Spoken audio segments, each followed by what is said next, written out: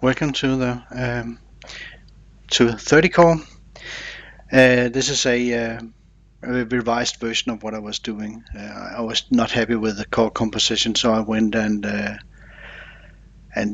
changed the core. Went back to battle number 4, and which is the Italian offensive, and just started making the corrections.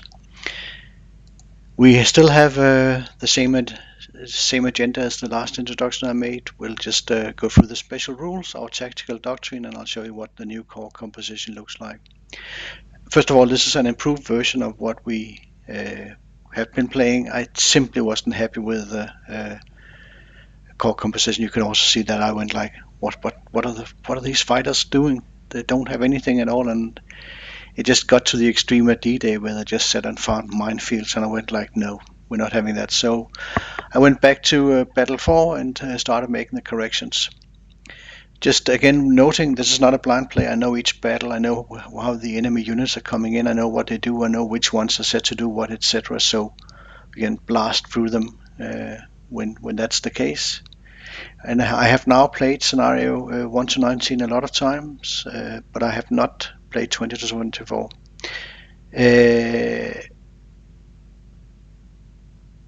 What was it I wanted to say about that? Oh yeah, I am now in the revised playthrough. I have now reached Crusader. That's battle number 10, and it's going much better.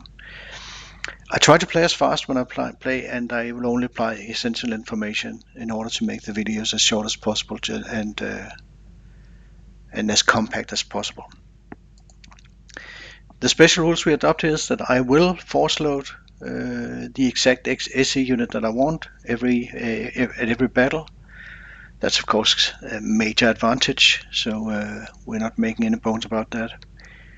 And I will also replay scenarios if I get 2 shitty heroes. It's not like they don't all need to be perfect, but if I, for example, if I get a spotting hero on an artillery, you can be pretty sure that it's going to be replayed. That means you're not going to see any of the artillery heroes with a spotting in any artillery units with spotting heroes.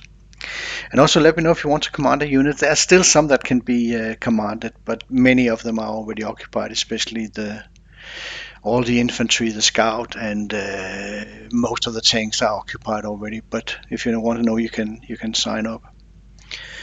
Our tactical doctrine, which is also what I adopted in the Grand Campaign, is that we control the enemy. That is, the enemy does not get to make any decisions about what to do except idiotic stuff.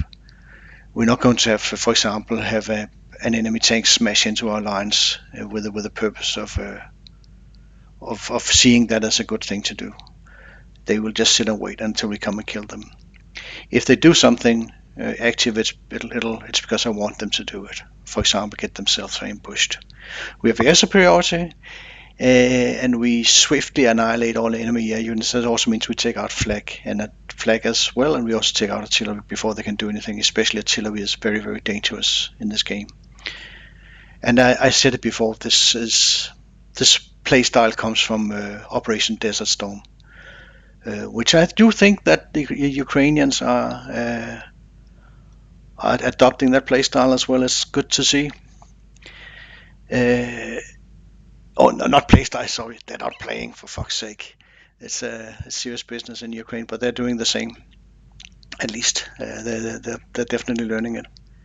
We use a lot of suppression before we attack. That means when we attack, it's unlikely that they fire back. In fact, I've said it many times, it's really is best if the AI doesn't fire back at all. We try to achieve that whenever we can. One thing we need to do to get control is we need to overstrength units so we can get these roadblocks that Bakata calls it. I kind of wish Bakata would be back and making videos. So we have these overstrength units, but also to have them act as executioners. And also, of course, on artillery it's very important because overstrength artillery is really powerful. So we also see that at overstrength, anything that's overstrength is very strong. But early on we overstrength units that are going to not take any losses, and later on we can also overstrength units that might take losses once in a while. But as a rule of thumb, the AI doesn't really get to fire back. Also here, what we do is we attack with overwhelming force. We are not going to fight fair here. We never bring a knife to a gunfight. We always bring a machine gun to a gunfight. We overwhelm the enemy, and as a rule, as a consequence of the things we do, we take minimal casualties. That means we also get a very experienced corps, and we can easily afford the Rommel penalty. The corps composition, which is revised, is that we have 6 infantry. 4 of them are non-SE and 2 are SE. All of them have commanders.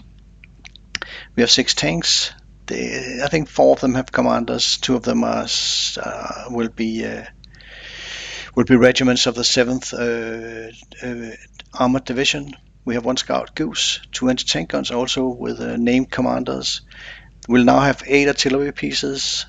2 of them are with the viewers, with viewers commanding.